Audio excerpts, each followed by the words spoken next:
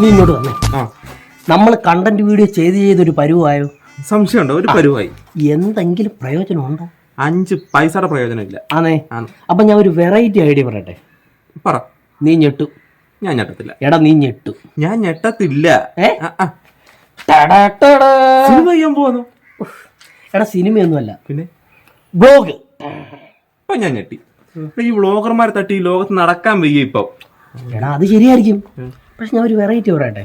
ഇപ്പൊ ഉദാഹരണം പറഞ്ഞ പത്തനംതിട്ട ജില്ലയിലെ കൂടലിൽ നിന്ന് നമ്മൾ വലത്തോട്ട് തിരിഞ്ഞു പോയപ്പം റബ്ബറും തോട്ടത്തിനകത്തൊരു വെള്ളച്ചാട്ടം കണ്ടോ? കൊട്ടവഞ്ചിയിലല്ലേ നമ്മളെ പോട്ടിന് ഇഷ്ടപ്പെട്ടോ? എടാ കൊട്ടവഞ്ചി ഞാൻ കോന്നിയില്ലല്ലടാ. ഇത് കൂടൽ ജംഗ്ഷനിൽ നിന്ന് വലത്തോട്ട് തിരിഞ്ഞിട്ടേ നമ്മളിലെ പെണ്ണുങ്ങളുടെ സാരി പോലെ ഇങ്ങനെ വെള്ളം ഇങ്ങനെ തട്ടായിട്ട് വീഴുന്നു. ഓർമ്മയുണ്ടോ? നമ്മൾ അത് ഈ നാട്ടുകാരെ കാണിക്കും. അല്ല, ഈ നാട്ടുകാരെ കാണിച്ചിട്ട് കാര്യമില്ലല്ലോ, പലരും അത് കണ്ടിട്ടുണ്ടാവും. നമുക്ക് ഈ കേരളത്തിലുള്ള മൊത്തം ആൾക്കാരെ കാണിച്ചാലോ? കാണിക്കാം. റെഡിയാണല്ലോ? റെഡിയാ. നമ്മള് ജീപ്പിനകത്തിട്ട് പോന്നേ.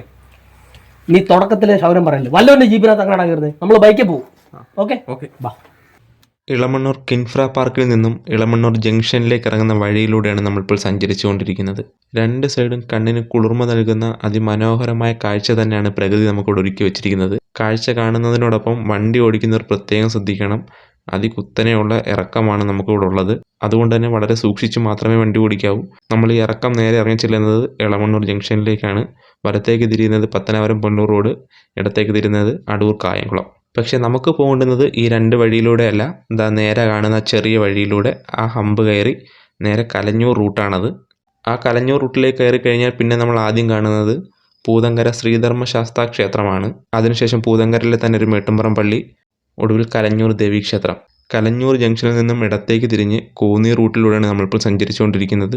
നാഷണൽ ഹൈവേയുടെ പണികൾ ഏകദേശം കഴിഞ്ഞതുകൊണ്ട് തന്നെ വഴിയെല്ലാം നല്ല നീറ്റായി തന്നെയാണ് കിടക്കുന്നത്.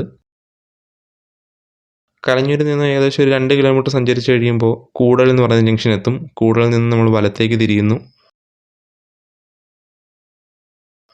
വലത്തേക്ക് തിരിഞ്ഞ് നേരെ ഒരു 1 കിലോമീറ്റർ സഞ്ചരിച്ച് കഴിയുമ്പോൾ റബ്ബറും തോട്ടത്തിനുള്ളിലൂടെ വലത്തേക്ക് ഒരു വഴി കാണും. കോൺക്രീറ്റ് ഇട്ട ആ വഴിയിലൂടെ വലത്തേക്ക് തിരിഞ്ഞ് നമ്മൾ നേരെ ചെല്ലുന്ന ഒരു വലിയ പ്ലാന്റേഷനുള്ളിലേക്കാണ്. അതോടൊപ്പം നിങ്ങളുടെ ശ്രദ്ധയ്ക്ക് വേണ്ടി ഞങ്ങൾ മറ്റൊരു കാര്യം പറയുകയാണ്. നമ്മളിപ്പോൾ സഞ്ചരിച്ചുകൊണ്ടിരിക്കുന്നത് ഒരു പ്രൈവറ്റ് വ്യക്തിയുടെ പ്രോപ്പർട്ടിയിലൂടെയാണ്. ഈ പ്രൈവറ്റ് വ്യക്തിയുടെ പ്രോപ്പർട്ടിയിലൂടെ മാത്രമേ നമുക്ക് ആ വെള്ളച്ചാട്ടത്തിൽ എത്തിച്ചേരാൻ കഴിയുള്ളൂ. നിങ്ങൾ കാറിലാണ് വരുന്നതെങ്കിൽ ദാ ഈ വേലിക്കിപ്പുറം നിർത്തി ഏകദേശം ഇവിടുന്ന് ഒരു 2 കിലോമീറ്റർ ഉള്ളിലേക്ക് നടന്ന് വേണം വെള്ളച്ചാട്ടത്തിലേക്ക് എത്താൻ. ബൈക്കാണെങ്കിൽ നമുക്ക് സൈഡിലൂടെ കൊണ്ടുപോകാം. പക്ഷേ ഞങ്ങൾ ഇപ്പോഴും പറയുന്നു, ഇതൊരു പ്രൈവറ്റ് വ്യക്തിയുടെ പ്രോപ്പർട്ടിയാണ്. അതുകൊണ്ട് തന്നെ നമ്മൾ വളരെ സൂക്ഷിച്ച് മാത്രമേ ഇതിൽ സഞ്ചരിക്കാവൂ. മുൻപിലേക്ക് ചെല്ലുന്തോറും വഴിയുടെ വീതി വളരെ കുറഞ്ഞു വരും. അതുകൊണ്ട് തന്നെ നിങ്ങൾ വളരെ ശ്രദ്ധിച്ച് വേണം ഇതിലെ വണ്ടി ഓടിക്കാൻ. ഇടത് സൈഡിൽ വലിയ അഗാധമായ കുഴിയാണുള്ളത്. നിങ്ങൾക്ക് കണ്ടാൽ മനസ്സിലാകും. വളരെ ചെറിയൊരു വരമ്പ് മാത്രമേ നമുക്ക് സഞ്ചരിക്കാനായിട്ടുള്ളൂ. ഏകദേശം കുറച്ചുകൂടെ മുൻപിലേക്ക് സഞ്ചരിക്കുമ്പോൾ വഴി പിന്നെ അവിടെ അവസാനിക്കുകയാണ്. നമ്മൾ വന്ന വണ്ടി അവിടെ വെച്ച് ഈ ചെറിയ വഴിയിലൂടെ വീണ്ടും താഴേക്ക് ഇറങ്ങണം.